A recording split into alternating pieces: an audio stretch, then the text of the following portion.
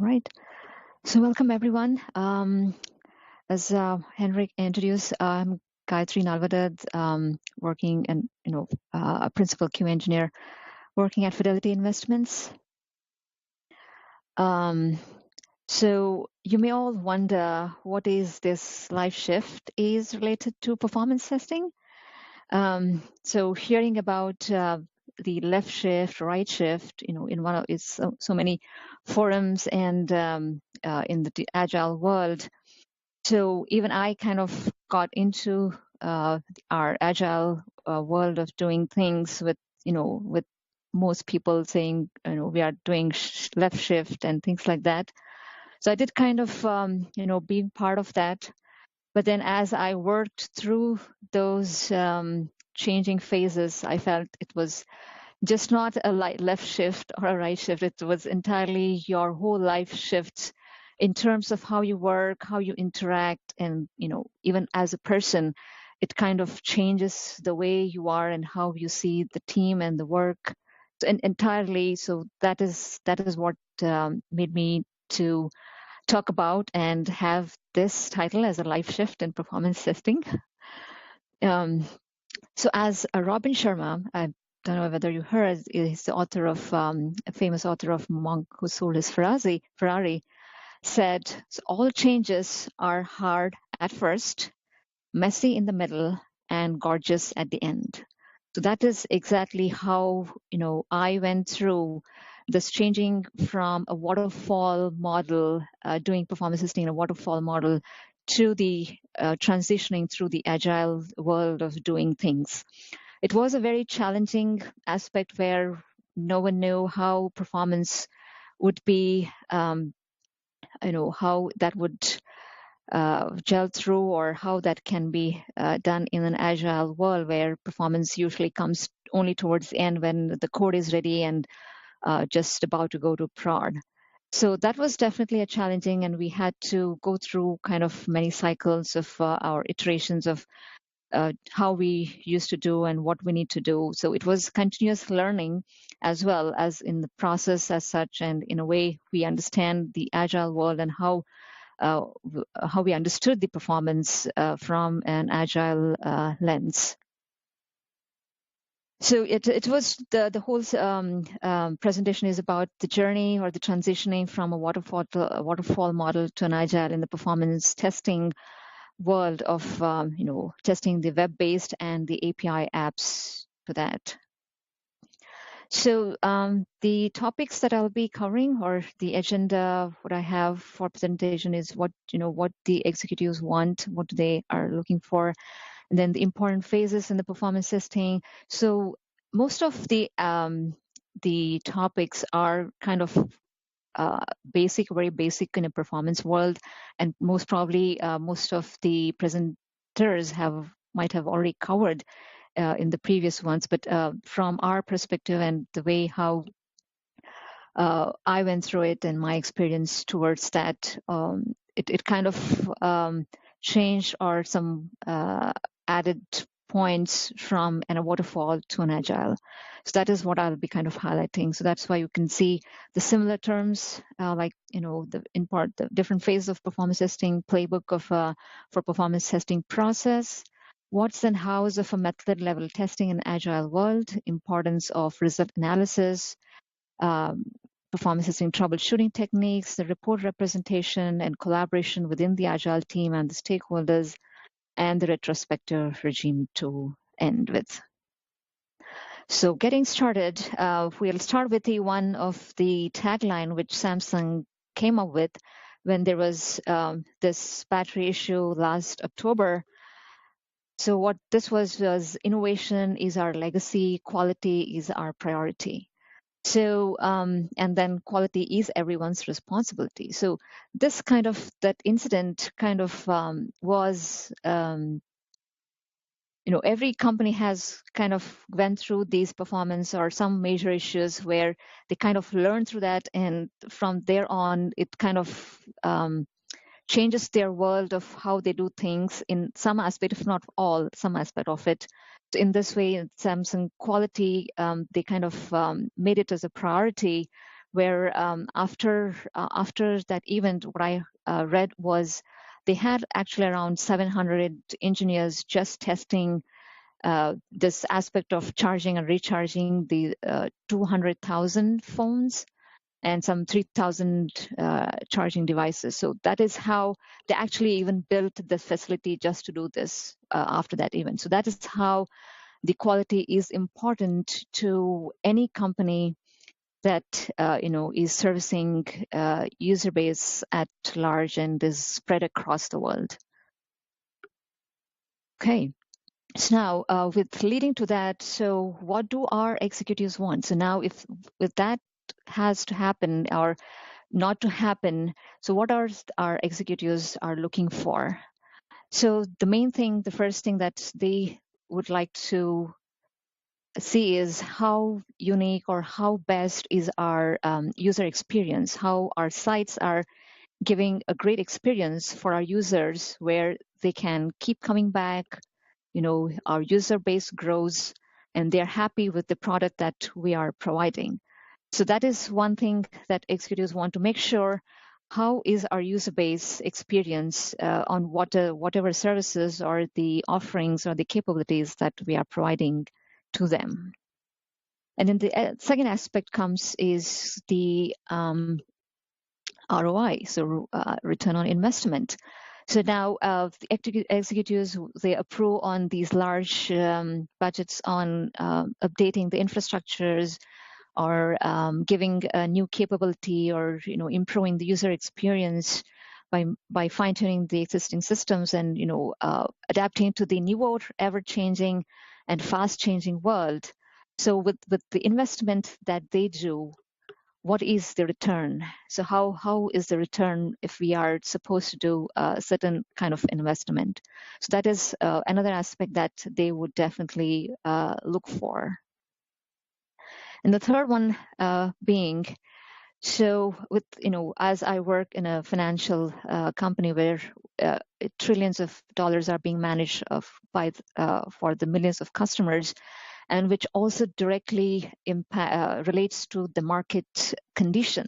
So the markets are in a bull or a bear mode, and with these conditions, how stable the systems are is at most important for our executives. When there is any volatility in the market, it may not be just happening in the US. It's across the world. If some events happen, that can trigger the markets across the world to haywire, or and the bull and the bear states. So in that situations, are our applications able to handle and provide the services the user is looking at that moment? Because sometimes that's the critical, the user's money and the company's credibility is all depends when such things happen in the market volatility, and user is not able to access a website, that is really doesn't go well with the company or the user experience what one provides.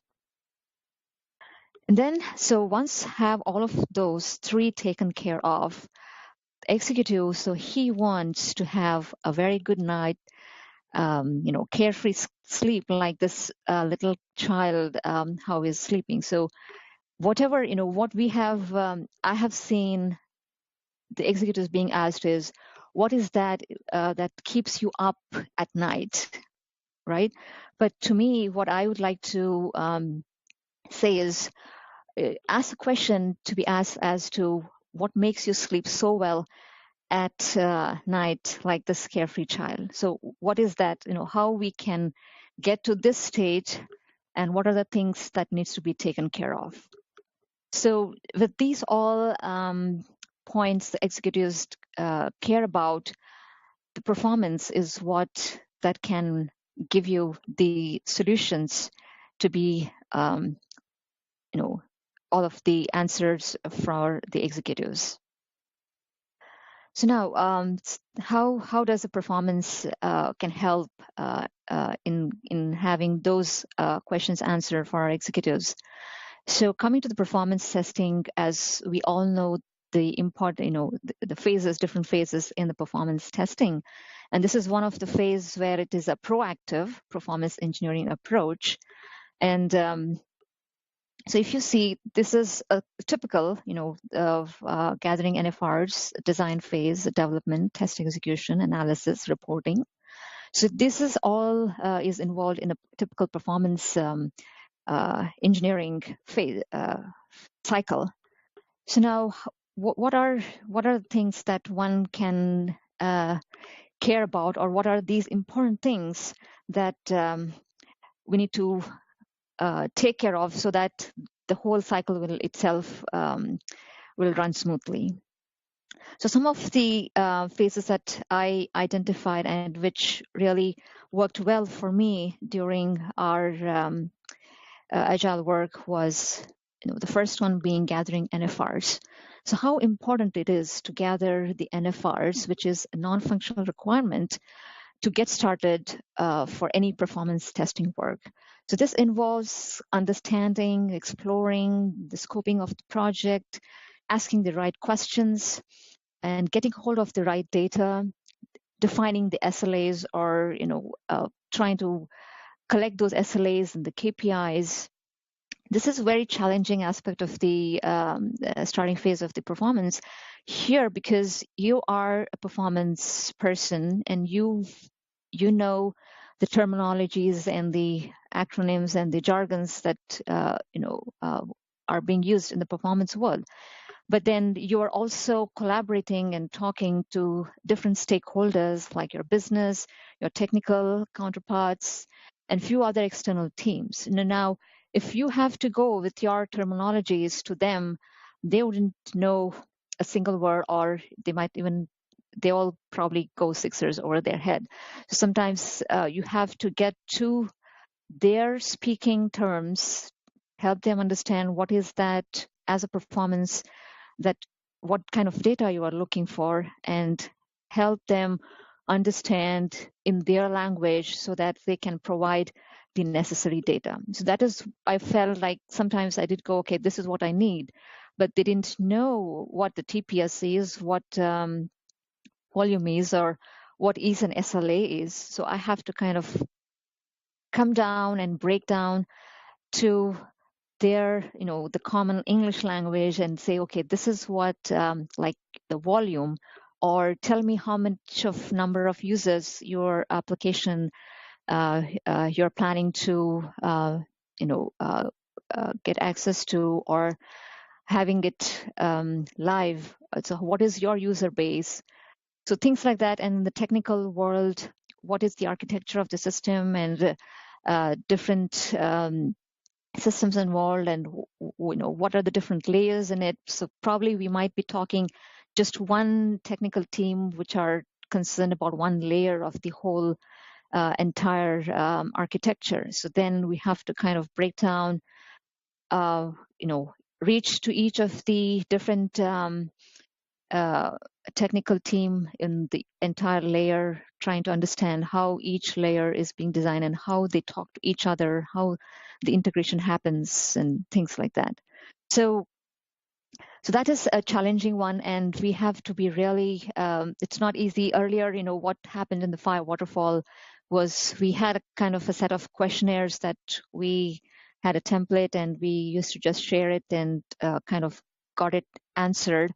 And we also, with the help of analysts, we could get those data. Now, it's not in the agile world. We have to go a little further down and trying to be proactive and try to get these critical piece of information, because that is what tells us, in fact, even I remember one instance where we kind of went forward asking some of the very basic questions for the performance. And then later, when just one question as to how many users the application is being used, when that question was asked, we just got an answer. It's probably 100, 200. So then that's where, you can just close out your performance cycle there. You don't even need to do performance testing for the application with the user base of 100 or 200 users. So it again depends on what the business really wants and how is their application design and their user base that they are trying to access or planning to provide access to. And so that is where it has to be critical in the cycle of getting the NFRs straight, and also making sure the project or the request that you get to, you have to kind of analyze it from a new project or an existing project perspective and see, is it first a real candidate for a performance? And that is when, if yes, that is when your next set of questions would arise. If not, the case can be closed right there. So next, the important phase in the cycle is the design phase. So this design, I kind of kept it as a design, or referring to it as a design, because not just a strategy or a planning phase, but a design where it involves designing of the whole rest of the different phases involved in the performance, like your development, test execution, analysis, and reporting. So all of the rest of the components in the performance cycle is where this design cycle can, do a blueprint of what in each cycle and how in each cycle the work has to happen, and what are the critical artifacts, what are the things that in each phase one has to do, and how soon each phase can start, or where are there overlaps, and what are the the infrastructure needed, and how many resource is needed, and also planning for the performance environment itself. So do we have a one performance environment? If not, then how do we get that stood up, and how is our test infrastructure, which includes different tools, then different aspects of driving the loads, like load generators, which can drive enough load. So these all is being designed in the design phase, where even the script, right? So once you actually get to know the scenarios, get to know the flows, what it involves, you can have like a blueprint design of how an actual script should look like, and what all properties, or how it should be like robust, and it should have agnostic. So with your waterfall to the agile, it's very important that we make use of the one-time development and use it very frequent, so that you don't have to deal with the changes very often, like in the waterfall. So these are some key aspects of the design phases that one has to consider in the design, like different types of tests also, that what type of test that we are planning to run, and how these has to be run. So these two are kind of sets the foundation for the rest of the performance cycle to trigger. And these two involve a highly collaborative work with the stakeholders, with the DevOps, the ops team, the development team. So as with these two being highly collaborative and very interactive and very technical, this needs to be very technical too. So I would, I was thinking if this too can be a performance architect job who is responsible for these two phases. So, with these phases, what in my case, I've just been the one person or the team of person taking care of all of these cycles. But as we get deeper and more refined and agile way of doing things, so more technical details to be involved. So it has to be more streamlined job profile here. And so I would say, gathering these NFRs in design, if we have one performance architect who just is dedicated to do this two important work, that would be really helpful in rest of the design, and also kind of gives a variety in the team, and gives a different perspective from the different teams, how each of the components are being viewed. So the next aspect one is the development. So here development meant not the code development, what are usual application code development, but it's actually the test artifacts development, like your first is your test script. So now with various different tools that we have, with the JMeter used widely for the API testing, and load runners still being used for a web-based application. So I felt like the script development need a very hard look, not like similar to what we had in our waterfall. We just record and replay or do some modifications and script it. But this development of the script, where as you go through the agile phases, which I come in the next slides, I have. So it takes, it has to be very robust and very agile and very, it has to be, it has to go through the modifications very quickly, where we can plug and play the data with the different environments, which goes through in an agile cycle. So this I felt really important going through an agile. If it's not waterfall, we didn't feel okay if the scripts are there, or you can just develop and have that going. But your script itself shouldn't be a performance bottleneck when you have to test an application with a very high load in the performance environment. So with those aspects, I felt it's very important as part of the performance cycle. The next one being the analysis. So now we have the test run and we have the reports available. So what are these reports say, right? How meaningful are those, and how one should read those results? So that is where analysis comes into picture, where a right analysis and right decision, or the recommendations that come out of the analysis, that will make or break that release that is about to go live. And if your analysis are just on a very high level, okay, if everything looks good, test looks good, so we are good to go. So that at a high level, we don't know what that good means, in what way the good is.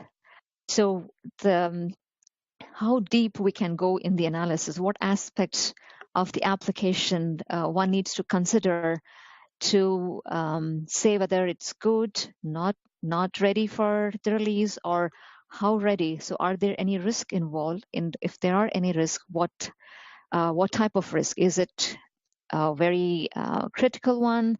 Is it high, or can we mitigate that risk, even though if we have some commitment for that release, then we still have to go? So how much of that risk is that we are taking, and what we can do to mitigate that having a next release, or what needs to be done as a next step of risk mitigation. So analysis forms a very, very important step, where it doesn't just involve one person here. It has to be, you have to wear a different hats of analyzing a system. You are just not analyzing the application, but a system. How is it across the pipeline, and whether, if you are just testing the front end portion, and how you are not aware of the middle layer or the back end. So we have to it's a collaborative approach again, having each team being involved in the analysis to understand how the system is behaving, and how it is, and what are its breakpoints, where it can fail, and how much, what is the optimal that it can perform very well. So what is its capacity? What is its headroom? So is it, can it scale up to 4x? Can it scale up beyond that? What is the final the capacity that our application can go without performance degradation. And the next aspect, so what I felt was, the after reporting and going live, so that is where the circle breaks. But I felt like, or even in our experience with our some recent incidents that happened last year, we felt after going live, so the performance testers or the engineers' work doesn't stop there. It does continue with that little dotted line, if not a solid line, but a dotted line definitely, which feeds it back into our gathering or the initial phase using this capacity data. So once the application goes live, right, so we have to kind of see it, how it is performing. Is it similar to what we had seen in the performance environment? And what is the the user base? How much of the user is accessing that particular capability or that particular functionality? So these all capacity data. It's a goal here that I would call it as, because that is your real data that you can have a reference to and design your next iterations or the next releases. If you're planning for any further modifications or introducing new features or tuning the existing ones. So this really, this is our major learning in one of our incidents, that this capacity data, where you also have to consider the workload model involved. So in one of our incidents, our workload model was slightly off. It was totally the same workload model, but we had some percentages off, and that kind of it wasn't a reason for an incident, but that kind of highlighted the difference, what the performance testing was doing. So this capacity data really forms a very important base for our next performance testing of that application. So I would cover a few more of these in our next slides and as we go through it.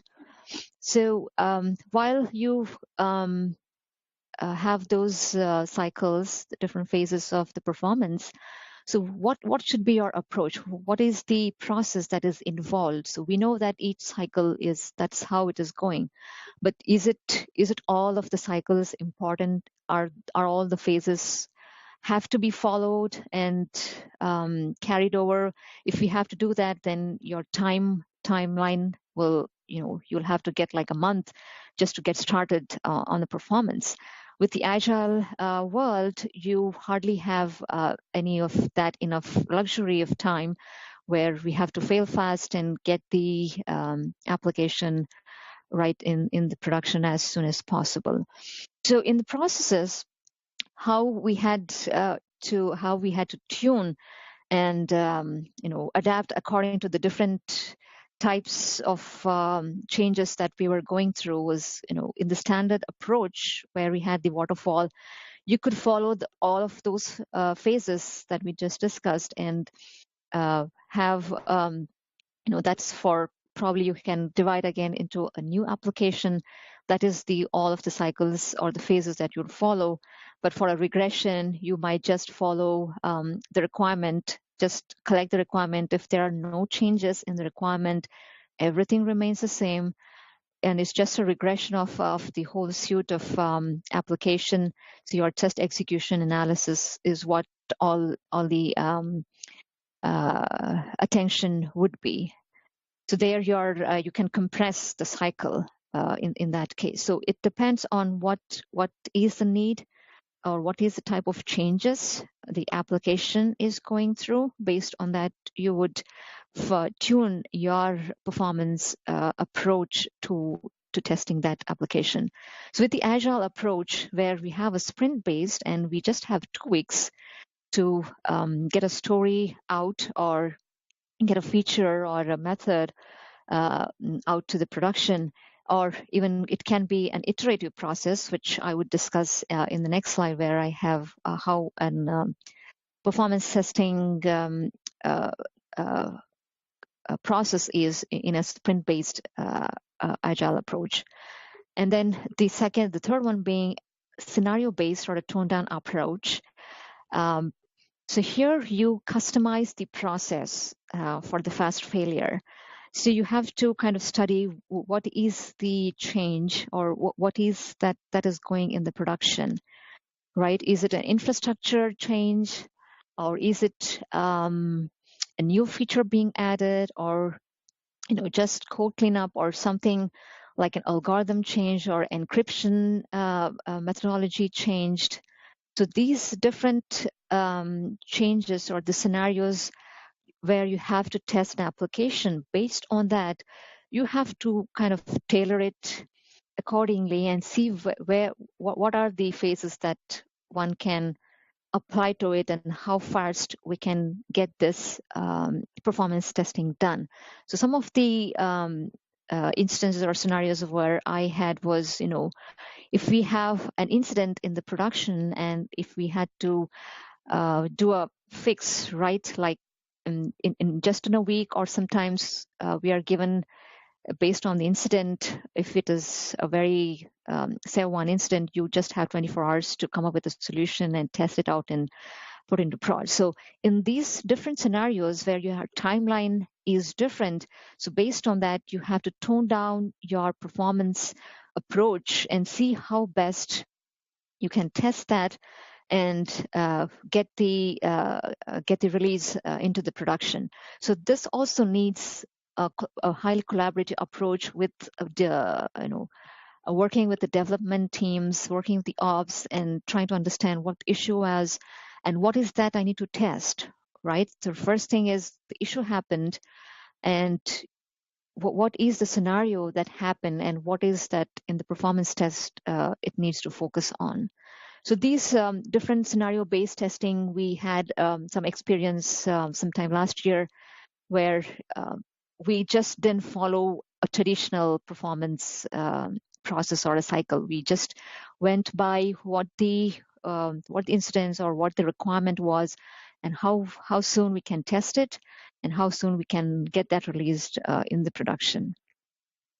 So with all these different approaches where we follow, we also, it also becomes part of our performance engineer's role to educate the team on the performance concepts and the terminologies.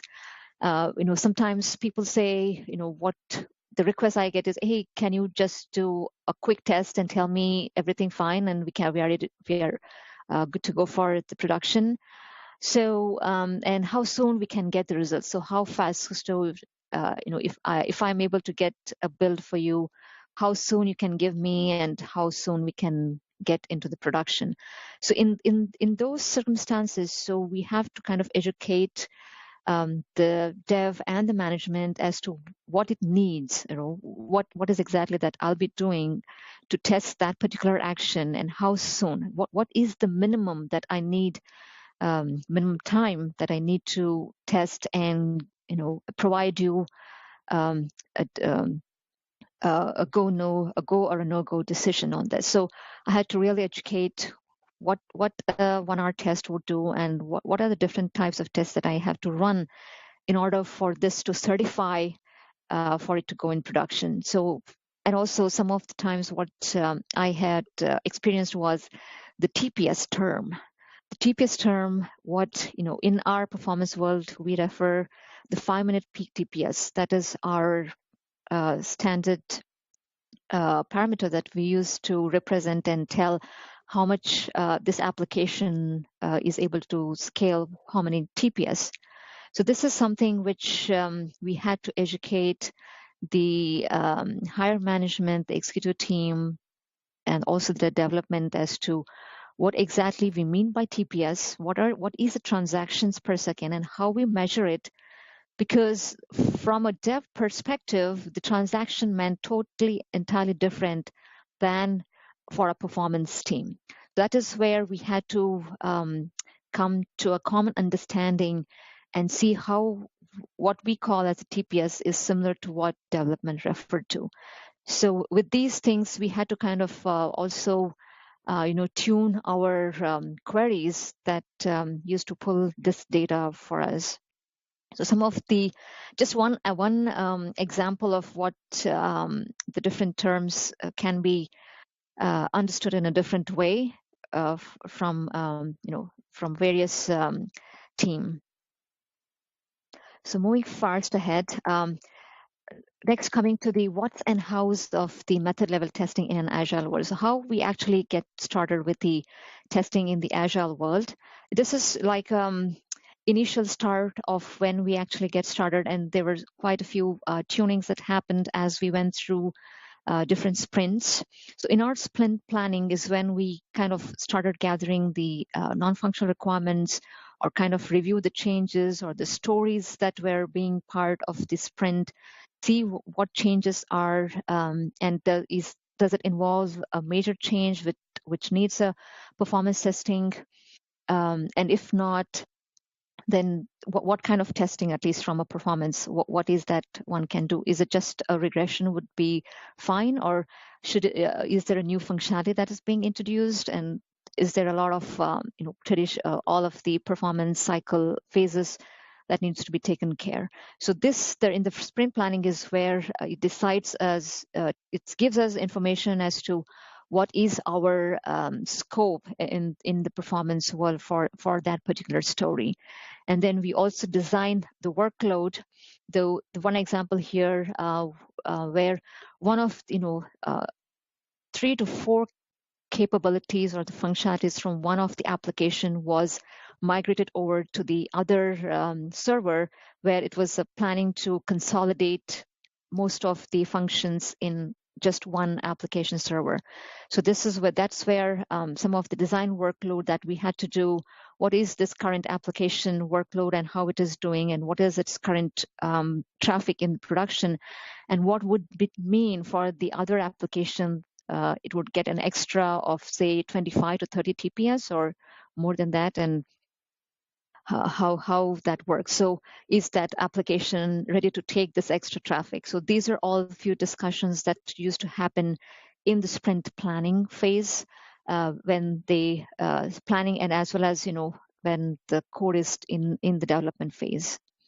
And when the sprint is in action, when you start the sprint, where we still don't have a code or a build to test with, what are the different performance activities one could do what we did was to setting up the test data and writing the perf scripts. So these are some of the scripts that we kind of use the QA environments to get our scripts ready, so that we know the URLs would change, and some aspects of it, some of the content might get changed. So these were the initial, right? So when you have a DIT-based a build where it's still going through the changes, but what are the skeletal of the functionality or the capability that is available, where one could script and have that ready. So these were a few the things that were done when the sprint was in action, and when the build or the code was the build or the application was still in development phase. So once we actually get that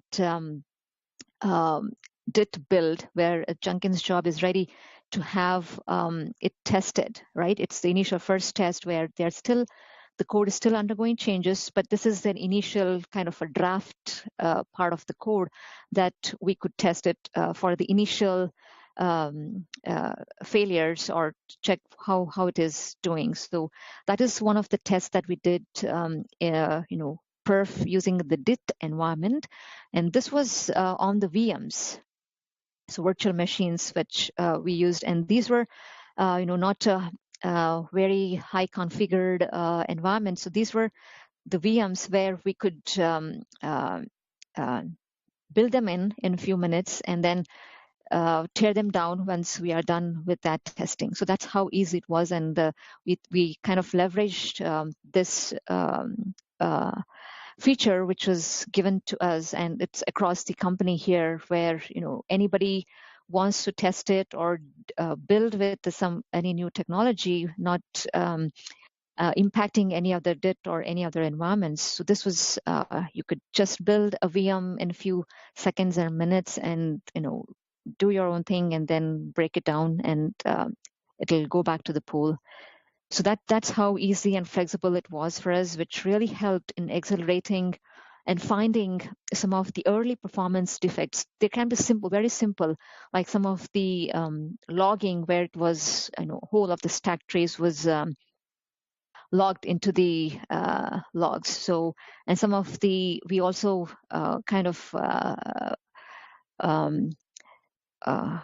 found out some of the content related, and then some of the functionalities which was not available, but it was a stub was created, and we could hit that even though the functionality was not ready for the next application.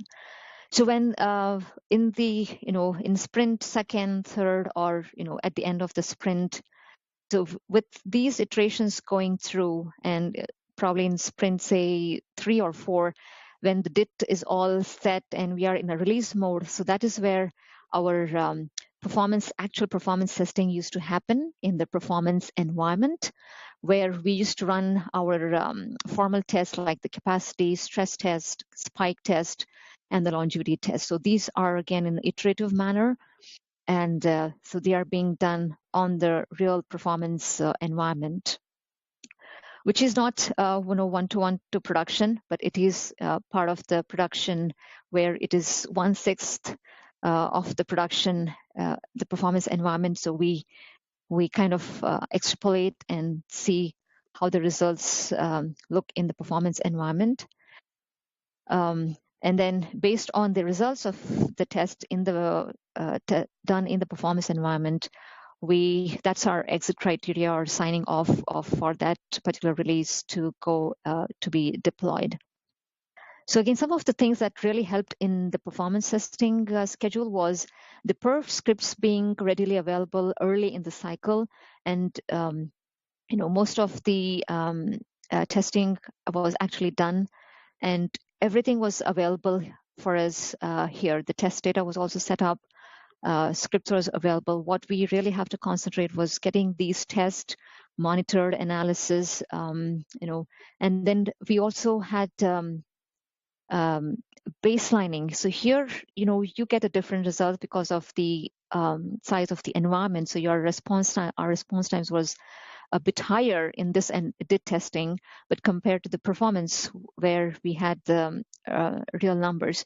So we kind of took the very first test as our baseline in the DIT testing, and the subsequent tests were kind of compared to that baseline and see whether any changes, whether in the first iteration one method was changed, and in the second iteration there was some more changes to it.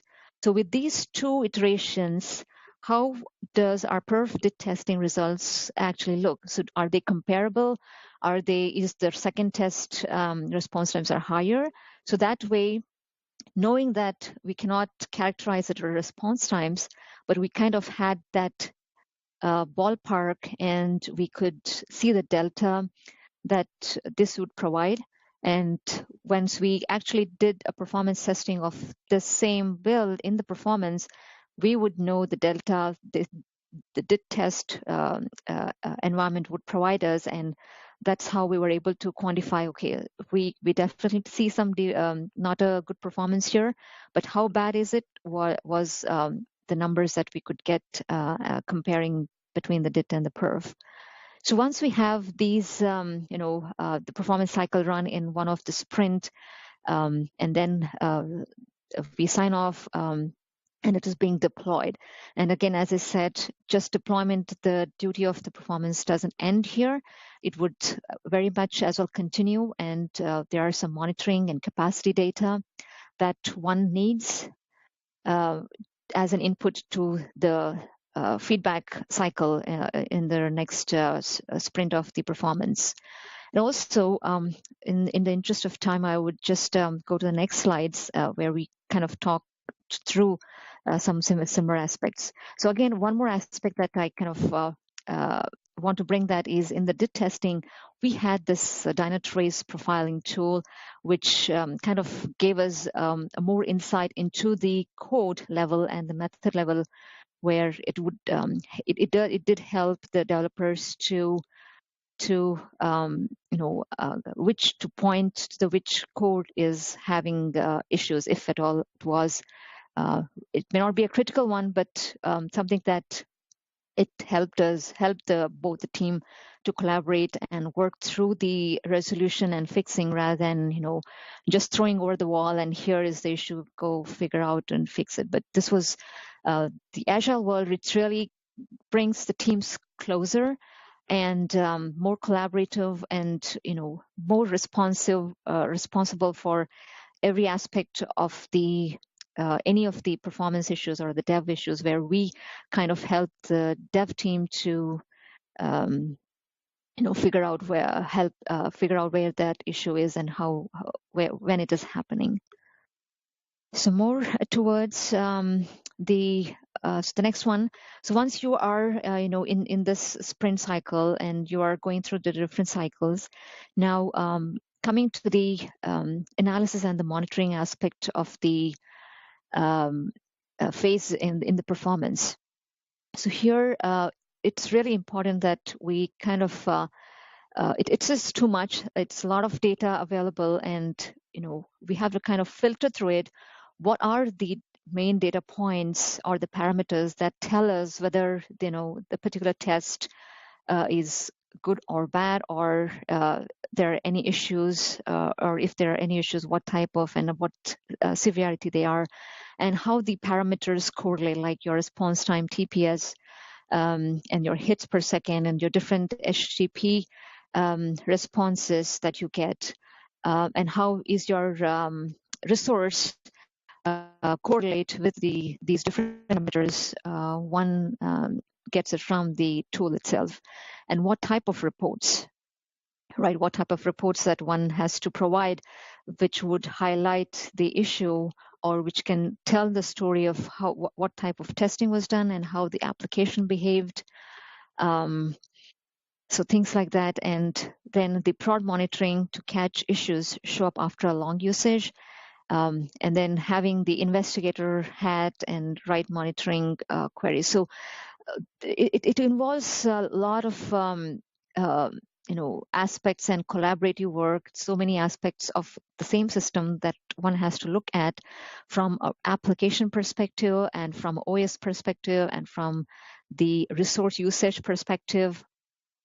So how one can correlate all of these different parameters and tell a story, whether it's a good story or not so good story, but do we see any problem in the system? And if we are seeing, to what are the risks involved, and how much of a problem is it? Is it an immediate problem, or can we go in to the prod and deal with that in the next few days? So that's and some of the feedback, some of the monitoring and the alerting that we did in the performance, we kind of carried through that to the prod monitoring as well. So we kind of worked with the DevOps. We gave them the queries that we used to monitor in the performance, so that any the similar monitoring happens in the production, and any alerts that come in, what are the actions one can take? So what are the alerts that we should not see is one thing that was clear to the DevOps. Okay, if we see that is definitely a very critical issue and we shouldn't be seeing it. So some of the things that really what we learned in the performance is what we kind of shared it with the ops and kind of help them to monitor the production as well. So we see the issues early on, rather than not having an incident, but at least an alert, and we are ready to make any changes or work towards that. So this kind of involves this analysis and monitoring, involves being an investigator, being wearing a systems engineer's hat, and it's not just one person responsibility here. So I kind of collaborate here and try to understand from even a developer's perspective what this particular code, what it is doing, right? When we go through, when we break down a transaction flow, so what exactly it is doing? Does it call any backends? If it calls, so how many of the backends? How many calls does it make? So what are the different backends involved, and does it involve a database call, or is it a read call or a write call? So these all aspects are involved in the analysis and the monitoring aspect, and definitely, collaborating with as much of the team who can provide all of these different insights into the system had really helped in solving and fixing in some of our issues that I kind of encountered. Moving on to the next one, troubleshooting. So this is again, part of the analysis, how you actually troubleshoot. Where do you actually start? And does any error, does it need a troubleshoot, or what type of issue one can troubleshoot, and what are some of the issues that can clearly tell, okay, this is the issue, and you don't need a troubleshooting to do that, and where to start it, right? And look for the errors in the tool, in the application errors, and which are the layers to look at. Like for me, I usually started with the tool. Whether tool has, when you're running a test and some response time issue, sometimes that did realize that the load generator itself was running hot, and that was kind of skewing up the response times of the transaction. So I kind of start with the tool, then you go into the script. If script has any things that needs to be corrected, or script itself is having an issue, then if that is fine, then you go to the data, whether the data is it's a valid data, whether it's working fine, or it's not the data that it has to be in that state.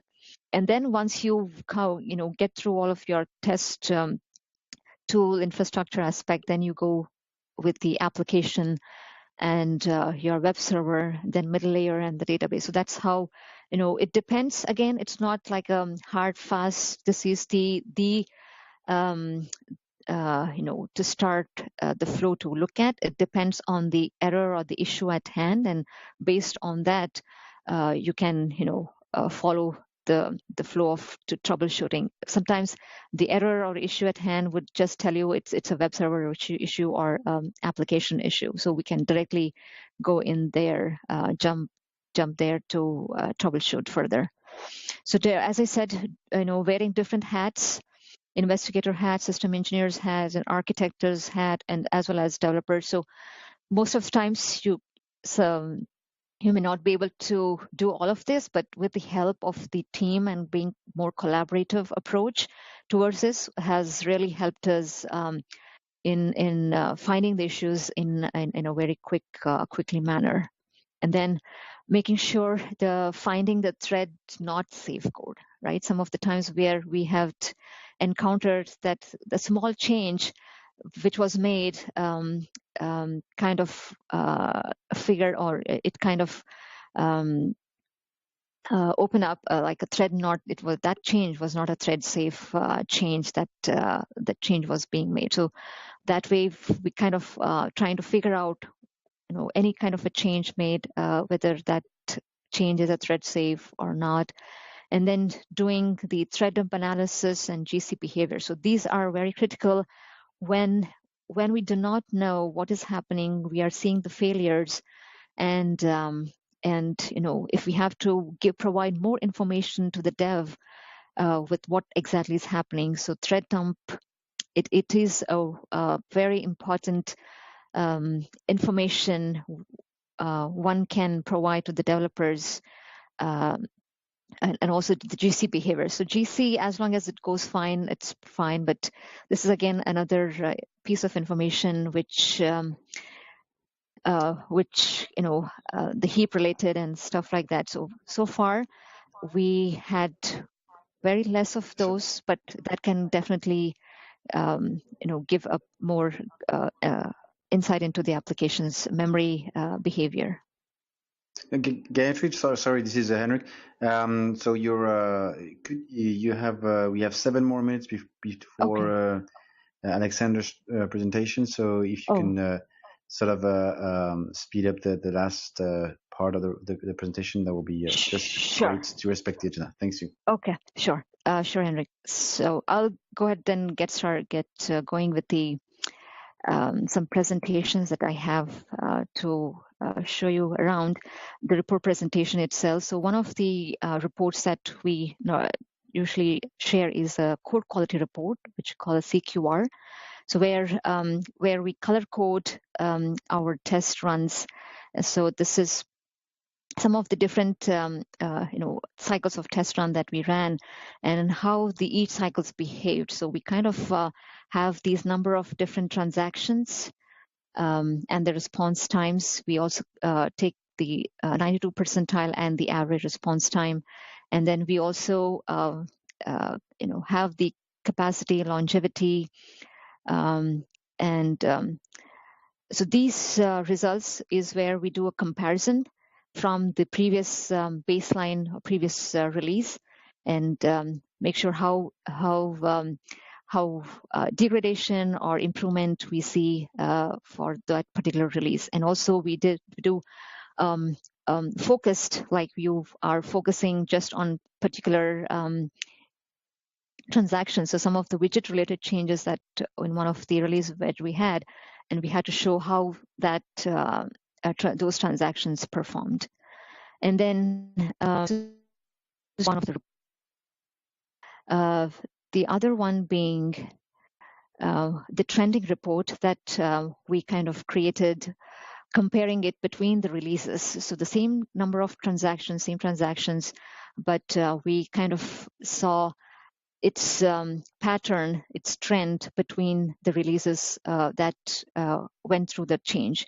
So this is one of the key report that we kind of provide not regularly, but wherever the scenario demands, we kind of have this information available to the team so that they can understand the trend of or the changes that take place and how it is impacting the response time. So to real quick wrap up, so I was, okay. Just some of the reports, like different formats, HTML, Word, PDF, XLS reports that one can, as I went through the comparison reports, trending reports. And this is also sharing with the team and walking them through the report, what exactly they say. It's also important because just, sending a link and here is the results kind of gives you more different kind of interpretations for the same results. So I found doing that, presenting and sharing with the team really helps to be everybody on the same page. And then last but not the least, the collaboration. Collaboration, I would say it's really, really important and helpful when you're in an agile way of working teams. So we have your silo development team and your scrum master leading it, and then the product owner, and then you have the customers and the internal stakeholders. But here, with this diagram, what it had was just without these links between the internal stakeholders and the development team. So it's also important to have this relationship or collaboration just to have experience with the direct stakeholders and how the development is developing that product, and having those direct conversations kind of really helps in understanding the requirements much better. And then the last, this was, retrospective regime.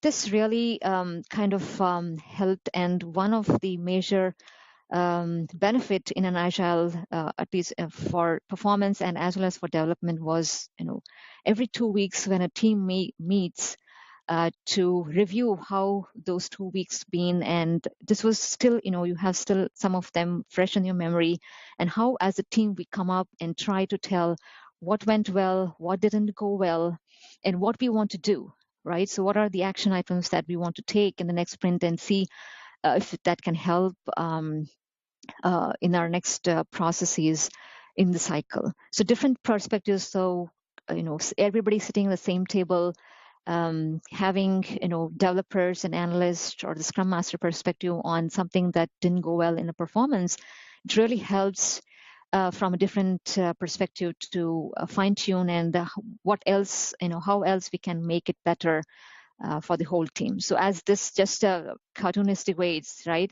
So the person saying, why, saying they had done it for 10 minutes continuously, like say you did a good job for one sprint and you are expecting the rest of the sprints to happen by itself. That's not how it works in the agile world. So every sprint and every is an opportunity to tune and make it as much as better for the process, for the team, and for the product at a whole itself. So that's where I would stop. And any question answers. I know we have very less time. I'm sorry about that, but in case you have any questions, we can have a couple minutes. So it's going to be very short Q&A session because normally Alexander is supposed to start right now, in fact. Yeah. So let's maybe to keep it short. Maybe Alexander, you have questions to Gayatree? Yes, I have. Actually, it complement my presentation very well, and I just want to ask the question that I am asking in my presentation. So you started to do performance testing every sprint. How you scale your team? You still probably have the same number of performance engineers, but now you, instead of testing project at the very end, you are testing it all the time. That's true. So on the scaling and also, resource availability. So what we had done in our the early on the cycle was, getting the QA, functional QA's help in having the script written and, working through the test data setup things where even the functional team would do the same, but also educating them and giving them on board to help with these activities kind of helped us. And also we have to understand that we will not be doing all of the activities at the same time, the same sprint, right?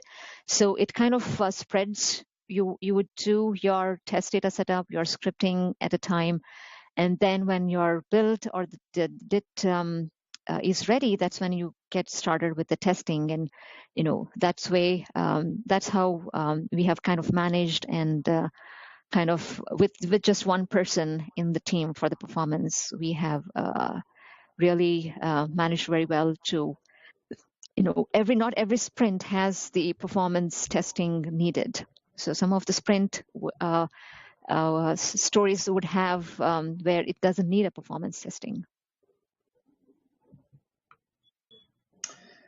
I think I'm going to just ask one last question, and in order to respect the agenda and also in order to get into bed in time also, I would like to respect the current agenda.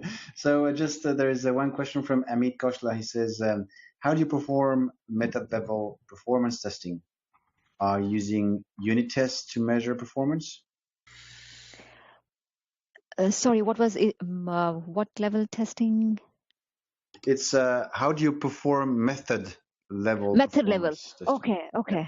So yeah, method level is we concentrate on that particular functional or capability that is available for that during the sprint and run the test just for that. So we know we would some of the capabilities were kind of already existing in the prod, but we also needed to have that data of what is the expected load, right? And so that is what in the DIT, we cannot run up to say 100 TPS or 200. So whatever TPS we could run in the DIT performance, we used to run it and see what is our initial numbers, right? How the response times are, and what is how much of that, how much of the TPS we can drive in that particular for that particular method. So some of the method level testing that we did, just wanted to kind of go through here. We have it's not so well organized, but this is some of the stories which we had and the test that we ran for a particular method that was being developed. So we would get the help from the developers as to what is the flow of a particular functionality that needs to be tested, and we used to test in the DIT and provide those results. So definitely the response time was something that we didn't kind of do an SLA as such, but we kind of knew what the number was, and kind of we took that as a baseline and see with the subsequent cycles, does it remain the same, does it get better, or does it get worse? So based on that, we would collaborate with the dev to see what the changes that made it. All right. So I think that's thanks for your presentation. So you went. There is a lot of details, and I think we would should definitely require more time to cover all the topics that you covered during the presentation. So thanks again, Gayatree, for building that presentation for us. Sure. Thanks, Henrik. Thanks to be part of that virtual conference for sure for the PAC. We are very pleased to have you on board for sure.